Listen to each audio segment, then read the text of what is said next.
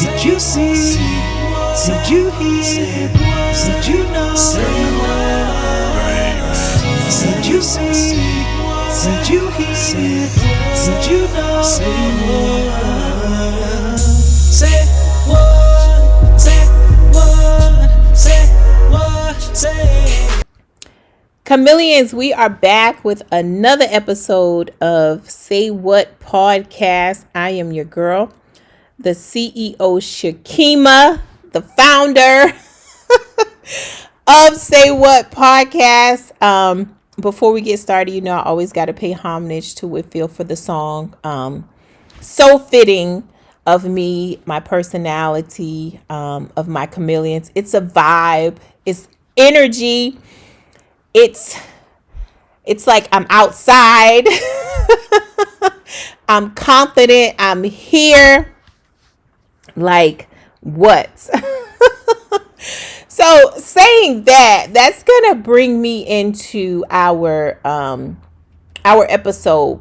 It's how do you overcome the imposter syndrome? Remember, I said like the song is confident. It's like I'm outside. I'm here. I deserve to be here. Like I'm here. What? Right? So let's first talk about what imposter syndrome is, because I've experienced it. I'm not going to say I don't experience it to this day, because certain times I do, and I have to remind myself. But for those of you that may not be familiar with how you're feeling or what you were, you know, kind of like thinking, and didn't even know you had imposter syndrome, but it's a behavioral issue, right? That causes people to doubt their skills, their accomplishments, and their intellect, right? It can manifest as a persistent feeling of self-doubt and fear of being exposed as a fraud, right? People with imposter syndrome may believe they are undeserving of their achievements and the high regard they receive.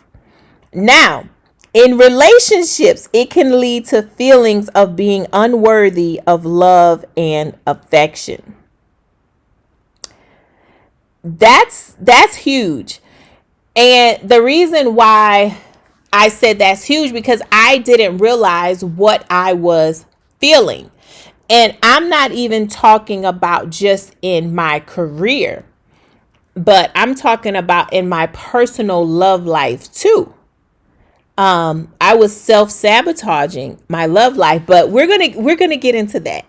We're gonna get into the love life, but let's just talk about this imposter syndrome, right? Let's just say, even though you know that you are qualified for, you know, a position, but for some reason in your mind, it's the fear that's starting to take over, right? Because you're like, you know, yeah, I know I have the qualifications, but, you know, can I? Right? And what if I don't? Or what if I can't? Or what if this? And what if that? And the next thing you know what I'm saying? Like, you have created this whole scenario in your mind about you failing and not being successful.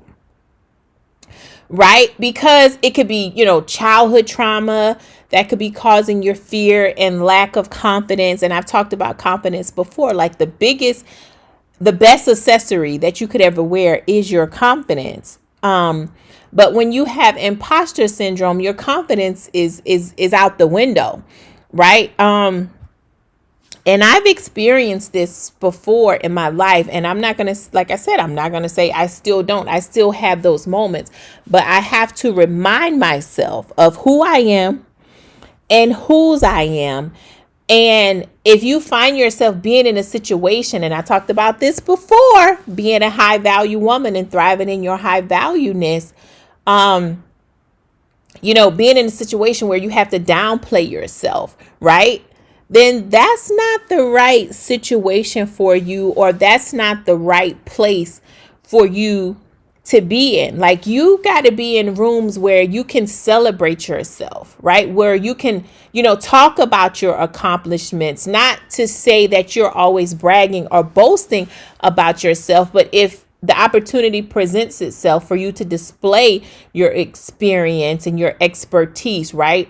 You shouldn't feel bad or awkward about talking about those things. So if you're in that type of environment, then that's definitely not the environment for you to be able to thrive and grow in as well. And that's why it's important to be around people when you talk about your accomplishments, right? And it doesn't feel like you're bragging. And I know I've seen that before on social media. Like, you got to get around people that understand, like, when you talk about your accomplishments and you're talking about yourself, it doesn't seem like bragging. Like, when you talk about wanting to invest your money into this or invest your money into that, creating trust for your kids, starting businesses and, saving this amount of money, you got to get around those people with that same mindset, because if not, your imposter syndrome is never going to leave you.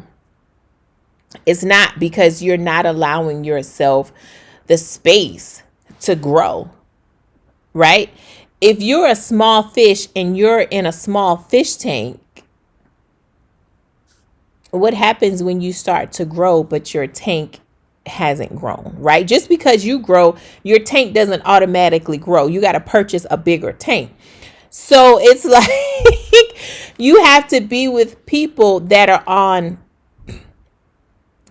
levels as you go through life, right? It's different levels to it, right? And maybe, your group A of people can only get you to B. But when you go from B to C, it may require different type of people, right? I'm just saying. So you always got to be, like, assessing your network of people who you spend, the bulk of your time with, talking to, visiting, like, you know what I'm saying? Because I'm telling you, if you hang around 5 broke people, you're going to be the 6th broke person, and your income is going to be the average of those people. So if you're with people who are, millionaires and multimillionaires, and you desire to be that, then you're with the right people. Also, being with happy people, right? People who gonna, root for you and challenge you to be your better self, to be the best version of you, right? Who really, really want the best for you.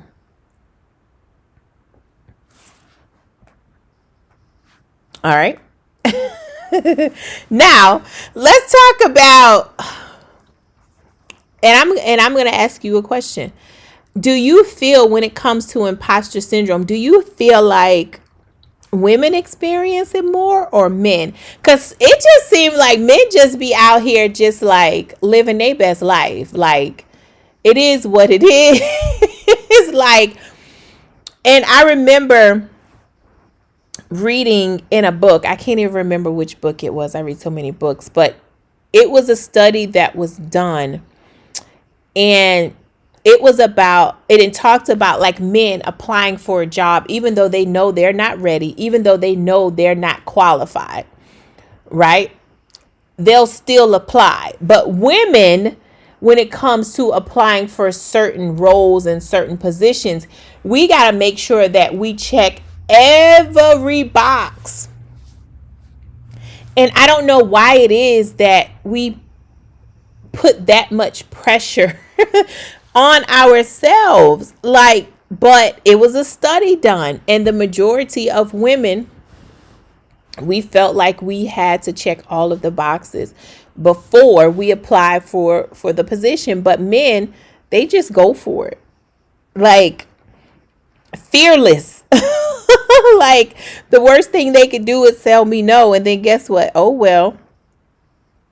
And I don't know if it's like the pressure that we put on ourselves to, like, have it all, quote unquote.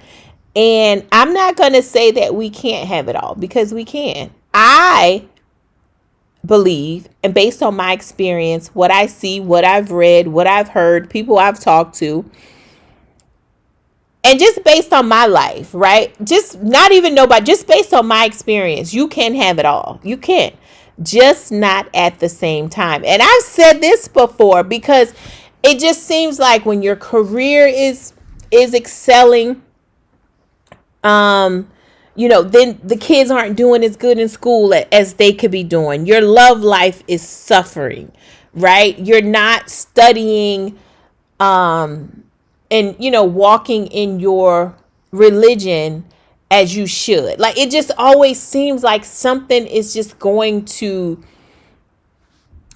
I don't want to say get neglected, because I don't like saying it gets neglected, because that's like when you purposely just don't do something. So I don't like to use that word, but something is going to go without as much attention, because you can't give everything 100%, right? So you can have it all. You can have the family, you can have the career, you can have the volunteering at the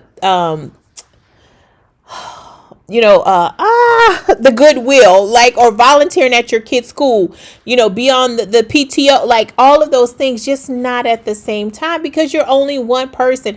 And I've had to realize that, I'm doing really well in my career. My kids are thriving, and I'm doing my best to continue to create an environment where they can thrive. But on the flip side, I'm going through a divorce.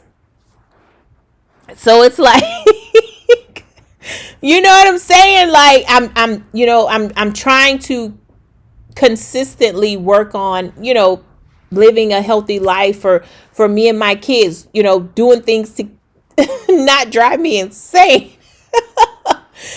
And it's just like, oh my God, like, whew.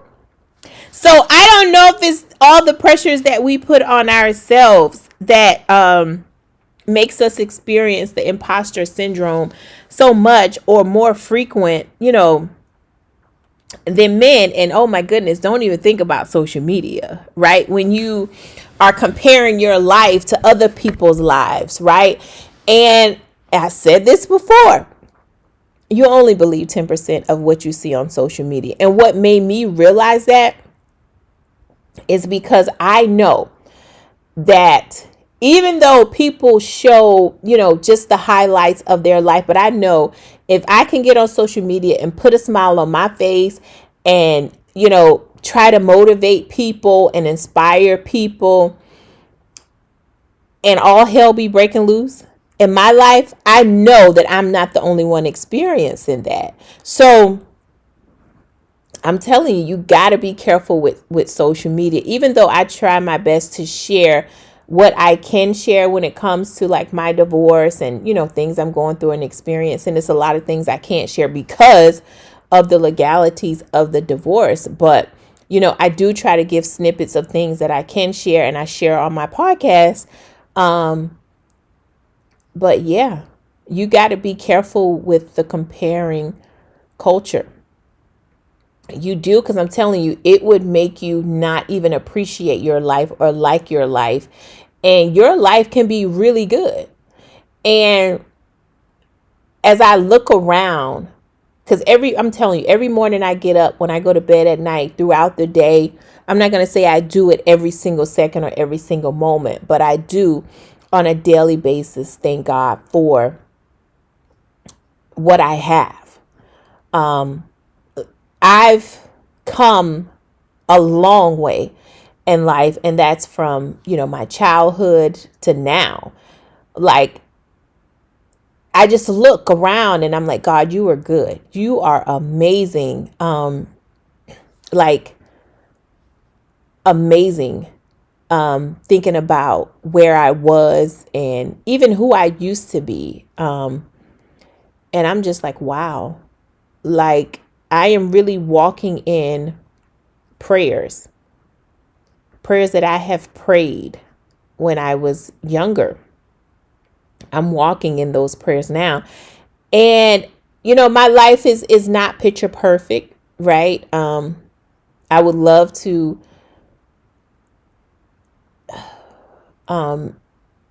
like have a family, meaning husband, wife, and children, but that's just not what it is right now. But that doesn't mean that God isn't still good, because he still is good. And thankfully and gratefully, even though we've seen hard times, God is still good, and God is still blessing me, and allow me to be a blessing to others. But I know I kind of went off, but I just had to say that. But yeah, and the worst thing I could do was try to compare my life to someone else's, because I'm going to be honest with you, the person you're comparing your life to may not even like their life. They may be wanting your life, because you can't get so caught up on what you see, right? Especially on social media, because people are showing the highlights of the good stuff that happened in their life. And you may be on chapter 5 in your life, and they may be on chapter 22, and you're wondering why it hasn't happened for you yet, because you're not on that chapter yet. But somebody that's just getting started on chapter 1 would love to be, or to have your chapter 5. So in that moment, in this very moment that you're hearing my voice, just be thankful for where you are in life. We understand that complacency is a trick of the enemy, right? And if you desire to have more and be more, to do better and have better, then realize where you are now and understand what you have to do to get what you consider better, or what you consider to have more. But in this very moment, be thankful of where you are, because you are where you are supposed to be right now. Don't let society rush you. Don't let your family, your friends, don't let anyone rush you. Surround yourself with people who have what you desire to have. And you stick around those people, and you learn as much as you can learn from those people. But be thankful and grateful for what you have right now in this moment. All right. Now, I know that was like, sometimes y'all know I kind of go off, but when it comes to like being grateful and thankful, I just have to, like, I will go off on a tangent sometimes, because if y'all really knew my story and where I came from and where God brought me from, you would absolutely be clapping for me right now. And I honestly can't wait to be able to share and bring you through my childhood up until now. And the book is coming. The book is definitely coming. I don't know if I want to break the book out into a series on the podcast and walk you through my childhood and have someone interview me. I've been kind of thinking about that. God put some things on my heart, and when God put things on your heart and he show you things, you can't get away from it. It's gonna continue to like poke you and until you get it done. So going back and forth with that, and yeah, but the book is definitely coming. But yeah, if you knew where I've come from and what I've been through, you would definitely be clapping for me. But let me just tell you, life has lifed my whole life. And that played into my imposter syndrome. Once I've started going to therapy and been able to unpack a lot of things, that wasn't something that just started happening. That has been something that has been with me especially like my teenage years, when I started understanding things and seeing people for who they are. So therapy is good. Therapy is definitely helping. But I've been in rooms before where, I didn't think I was worthy of being there because I didn't have the confidence. And I've said this before too, like you get around some people and you realize and you're like, who owed you a favor? And I heard Obama say, man, you count yourself out and you get into these rooms with these people and you realize they're not even that smart. So let me tell you something, and somebody you can always bet on, and that's you. Always bet on you. You supposed to be in that room. You deserve to be in that room. You are worthy to be in that room. Those of us that have, college degrees, graduate degrees, all those credentials, certifications. Yeah, you work too hard to downplay yourself, to down talk yourself. And I know, humble is mentioned in the Bible. Yes, be humble. Don't boast and brag. At the same time, the Bible doesn't talk about being humble to where you don't give God credit, because you can be so humble that you take the glory away from God. And I don't want that to go over anyone's head. Don't downplay what you have, because everything you have is because of God. Right? So if he's blessed you with a certain house, a certain car, a certain lifestyle, yeah, that ain't you. That's all God. So when you have those opportunities to speak on those things, right, you don't take all of the credit, because we know we didn't do anything that made us so perfect walking this earth that God had to do that for us. Right? God said he would give you the desires of your heart. Absolutely. Right? So don't be so humble to where you take the glory away from God. Like, I know everything I have is because of God. Like, trust me, I'm not even supposed to be in this house that I have. It's only God. It's only because of God. And I'm telling you, when this book come out, y'all gonna be like, I had no idea. But yeah, y'all know, God is good. I'm telling you, God is good, and God is good to me. But and also, like, having imposter syndrome when it comes to your love life, because you've been through so much trauma, and it could start to weigh down on you, and it has crept up and you don't even realize it until you get in a new relationship, that you are self-sabotaging yourself because you weren't properly loved previously. So now when you're experiencing true, genuine love, a love that doesn't want anything from you but love to be reciprocated, you got to be careful, because you will self-sabotage that love and that relationship, and you don't even recognize it. And I've had several conversations with my therapist about this, and I'm just gonna be honest with you. This is how I felt. This is an honest moment. Divorcing, right? 2 kids. Even though I have a good career, and I'm able to afford me and my children. So it's like, still, that's a lot of baggage, right? So, and again, society, social media will have you thinking that, you won't be able to find love again. Love won't find you again because you have all of the baggage, not even talking about all the trauma from the past relationships, right? From your childhood traumas. Like, so when you find someone and someone finds you that genuinely loves you, you don't even recognize that type of love. It's foreign to you. Like, someone that genuinely loves you and don't need anything from you. They just ask you to just respect them.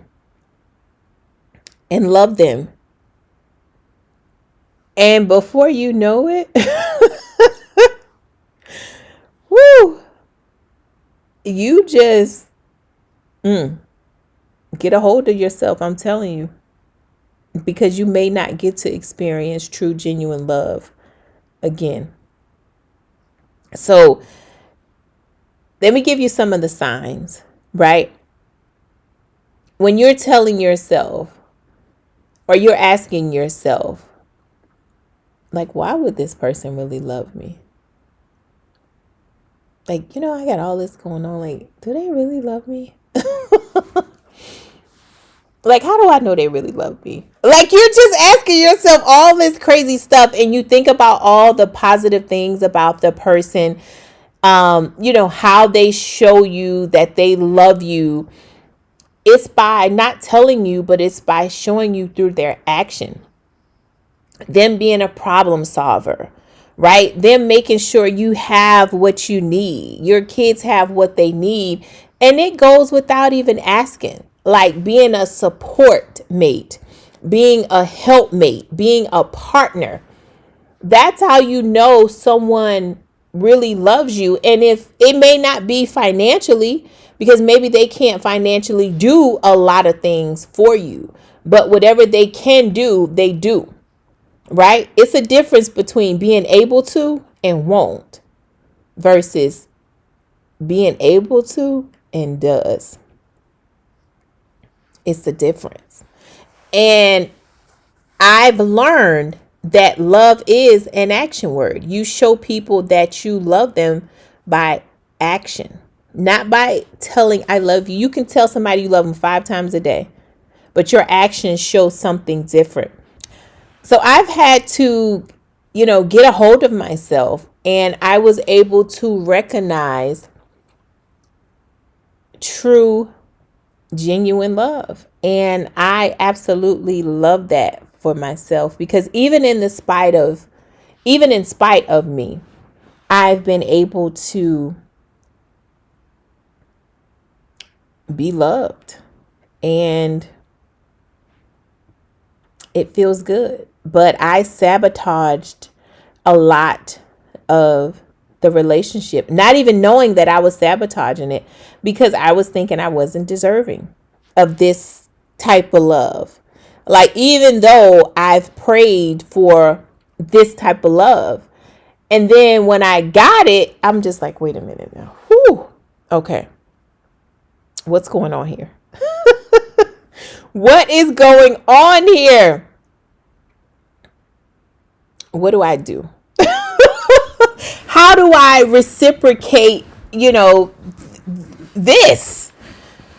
And it's, still learning about myself, but understanding love. So yeah, absolutely. Now, I'm going to leave that there. But if you have someone that, genuinely love you, and especially if you were someone with imposter syndrome, you don't even recognize that they genuinely love you, get a hold of yourself. Because like I said, you may not get to experience true, genuine love again, because good people are hard to come by. Good, genuine, loyal people are hard to come by. So if you got somebody who ride for you, ride for them. Ride for them. And y'all ride it out. All right. Now, how do you overcome imposter syndrome? And which I've kind of been touching on throughout the whole episode, talking about, going to therapy, what to do, what to tell yourself. But affirmations, like tell yourself every single day. And I told y'all before, like I'm big on sticky notes. I got sticky notes in my bathroom on my mirrors because I have to look at them every morning, every night before I go to bed. And if I'm getting dressed throughout the day, I'm looking at it. I'm telling myself, I love you. I deserve happiness. I deserve to be loved. I deserve to be respected. I deserve to walk in my purpose. I deserve to live in my dream home. I deserve to drive my dream car. My children deserve an environment that they feel loved and that they can thrive in. I deserve the love of my life, right? I have scriptures up there. God said, I'll give you back 7 times what you lost. God said, I will give you the desires of your heart. God said, you have not because you ask not, right? Be specific in your affirmations. My kids say affirmations every single morning when they get in the car, whether we're going to school or we're going to karate on the weekend. You say your affirmations, and you're going to realize as you get older the importance of having these affirmations, because you need to realize you have to love yourself first. And by you loving yourself, and the more you love yourself, for one, the less bullshit you put up with, and you teach people how to love you. And people will think twice about coming at you sideways because they know that you don't play about you. So saying those affirmations, walking in those affirmations, believing those affirmations. And if you find yourself self-doubting yourself,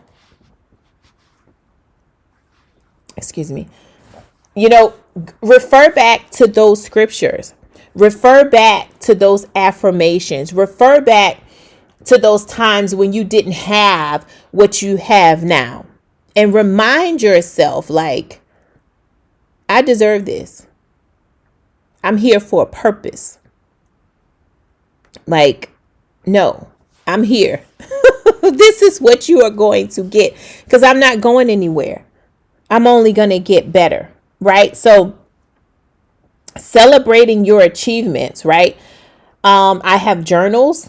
I write in my journals. I'm not going to sit here and say, oh, I write in my journal every day, every morning, every night. No, I write in my journal when I feel the need to write in my journal. But if you want to have like a success journal, that's fine with you too. I mean, fine too. But, keeping a journal, writing it in your journal, but most importantly, shifting your mindset and focus on growth and not perfection, right? Because like I said, we can put those stigmas on ourselves thinking, we got to have everything all at one time. No, focus on growth and not perfection. Because every day,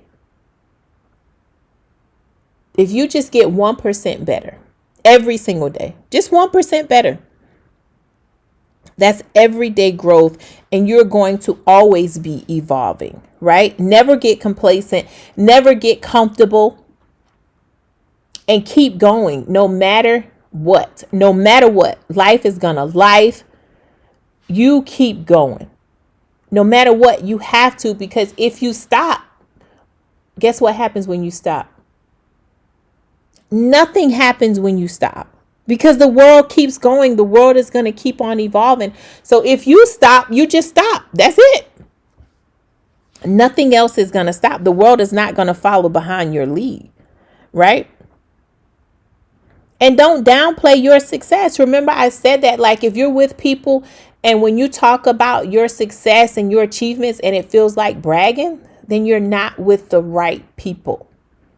So you have to assess the people that you're around, the people that you spend your time with. Getting, mentors. I talked about this on podcasts before. Like, having mentors is very, very important. They're like the GPS to certain successes in your life. Those are the people that you admire, that have influence, that have inspired you, and they already have what you desire to have. They're already living that life that you desire to live. Not saying you want to be a replica of them, because you are uniquely made. But they can give you the blueprint, right? They've already walked that walk. They've already taken that journey, so they can assure that you have the things that you need, the mindset that you need to have to get there. And you know, I'm an advocate for therapy. Therapy has helped me a lot. Therapy has forced me to come to terms with, yeah, I do have trauma. I have, mommy issues. I have daddy issues. I have issues, but that's not my fault that I endured that trauma. That's not my fault. Now, if I don't seek healing, then that is my problem.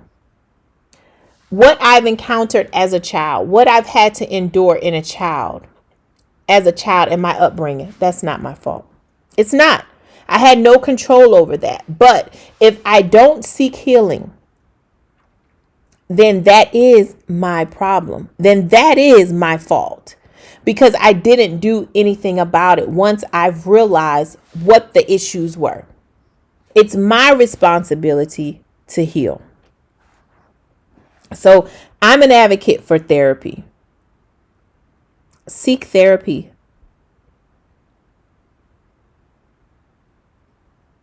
Small mindset shifts at a time, right? The best way to eat an elephant is to take small bites. You can't eat it all at one time. You gotta eat it in small chunks. Take small bites. All right. All right. I said we were going to have fun, and we have fun. Learning is fun. Understanding yourself, it's fun. We have fun. We laughed, right?